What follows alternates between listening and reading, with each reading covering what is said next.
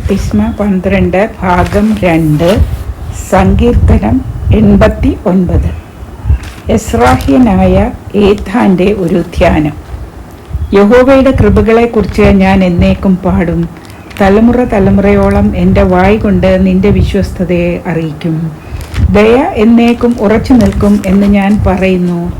നിന്റെ വിശ്വസ്തതയെ നീ സ്വർഗത്തിൽ സ്ഥിരമാക്കിയിരിക്കുന്നു. എൻ്റെ വൃദ്ധനോട് ഞാനൊരു നിയമവും എൻ്റെ ദാസനായ ദാവീദിനോട് സത്യവും ചെയ്തിരിക്കുന്നു. നിന്റെ സന്തതിയെ ഞാൻ എന്നേക്കും സ്ഥിരപ്പെടുത്തും. നിന്റെ സിംഹാസനത്തെ തലമുറ തലമുറയോളം ഉറപ്പിക്കും.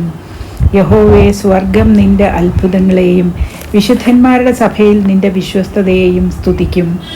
സ്വർഗത്തിൽ യഹോവയോട് സദൃശനായവൻ ആർ? ദേവപുത്രന്മാരിൽ യഹോവയ്ക്ക് മുഖ്യനായവർ ആർ? ദൈവം വിശുദ്ധന്മാരുടെ സംഘത്തിൽ ഏറ്റവും ഭയങ്കരനും അവൻ്റെ ചുറ്റുമുള്ള എല്ലാവർക്കും മീതെ ഭയപ്പെടുവാൻ യോഗ്യനുമാകുന്നു.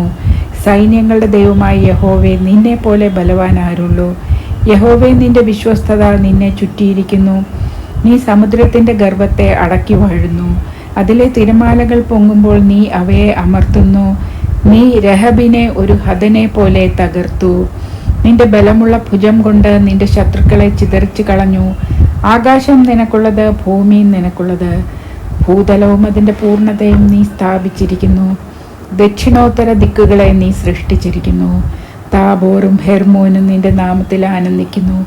നിനക്ക് വീര്യമുള്ളൊരു ഭുജമുണ്ട്. നിന്റെ കൈ ബലമുള്ളതും നിന്റെ വലം കൈ ഉന്നതവും ആകുന്നു. നീതിയും ന്യായവും നിന്റെ സിംഹാസനത്തിൻ്റെ അടിസ്ഥാനമാകുന്നു. ദയയും വിശ്വസ്തതയും നിനക്ക് മുമ്പായി നടക്കുന്നു. ജയഘോഷം അറിയുന്ന ജനത്തിനു ഭാഗ്യം. യഹോവേ, അവർ നിന്റെ മുഖപ്രകാശത്തിൽ നടക്കും. അവർ ഇടവിടാതെ നിന്റെ നാമത്തിൽ ഘോഷിച്ചുല്ലസിക്കുന്നു. നിന്റെ നീതിയിൽ അവർ ഉയർന്നിരിക്കുന്നു.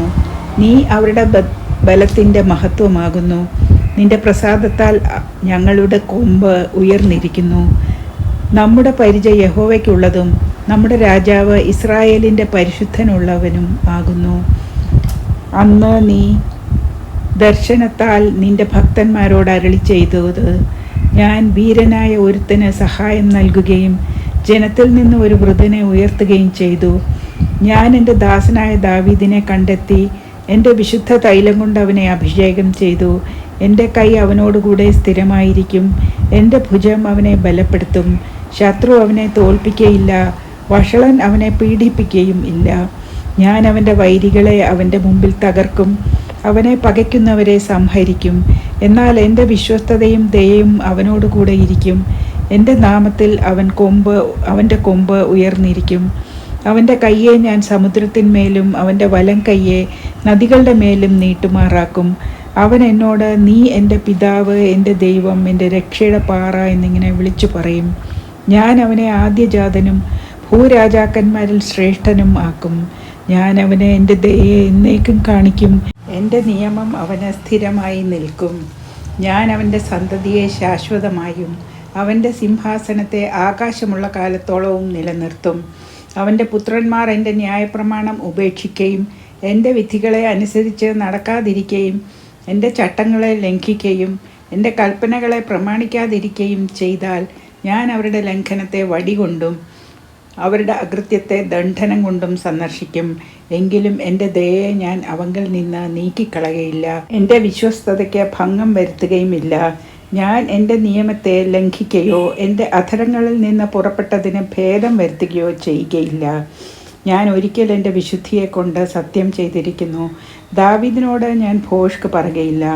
അവൻ്റെ സന്തതി ശാശ്വതമായും അവൻ്റെ സിംഹാസനം എൻ്റെ മുമ്പിൽ സൂര്യനെ പോലെയും ഇരിക്കും. അത് ചന്ദ്രനെ പോലെയും ആകാശത്തിലെ വിശ്വസ്ത സാക്ഷിയെ പോലെയും എന്നേക്കും സ്ഥിരമായിരിക്കും. എങ്കിലും നീ ഉപേക്ഷിച്ച് തള്ളിക്കളയുകയും നിന്റെ അഭിഷക്തനോട് കോപിക്കുകയും ചെയ്തു. നിന്റെ ദാസനോടുള്ള നിയമത്തെ നീ വെറുത്തു കളഞ്ഞു. അവൻ്റെ കിരീടത്തെ നീ നിലത്തിട്ട് അശുദ്ധമാക്കിയിരിക്കുന്നു. നീ അവൻ്റെ വേലിയൊക്കെയും പൊളിച്ചു. അവൻ്റെ കോട്ടകളെയൊക്കെയും ഇടിച്ചു കളഞ്ഞു. വഴി പോകുന്ന എല്ലാവരും അവനെ കൊള്ളയിടുന്നു. തൻ്റെ അയൽക്കാർക്ക് അവൻ നിന്നയായി തീർന്നിരിക്കുന്നു. നീ അവൻ്റെ വൈരികളുടെ വലം കൈ ഉയർത്തി അവൻ്റെ സകല ശത്രുക്കളെയും സന്തോഷിപ്പിച്ചു. അവൻ്റെ വാളിൻ വായ്ത്തലയെ നീ മടക്കി യുദ്ധത്തിൽ അവനെ നിൽക്കുമാറാക്കിയതും ഇല്ല. അവൻ്റെ തേജസ്സിനെ നീ ഇല്ലാതെയാക്കി, അവൻ്റെ സിംഹാസനത്തെ നിലത്ത് തള്ളിയിട്ടു. അവൻ്റെ യൗവനകാലത്തെ നീ ചുരുക്കി, നീ അവനെ ലജ്ജ കൊണ്ട് മൂടിയിരിക്കുന്നു. യഹോവേ, നീ നിത്യം മറഞ്ഞു കളയുന്നതും നിന്റെ ക്രോധം തീ പോലെ ജ്വലിക്കുന്നതും എത്രത്തോളം! എൻ്റെ ആയുസ് എത്ര ചുരുക്കം എന്ന് നീ ഓർക്കണമേ. എന്ത് മിഥ്യാത്വത്തിനായി നീ മനുഷ്യൻ പുത്രന്മാരെയൊക്കെ സൃഷ്ടിച്ചു! ജീവിച്ചിരുന്ന മരണം കാണാതെ ഇരിക്കുന്ന മനുഷ്യൻ ആര്? തൻ്റെ പ്രാണനെ പാതാളത്തിൻ്റെ കയ്യിൽ നിന്ന് വിടുവിക്കുന്നവനും ആരുള്ളൂ?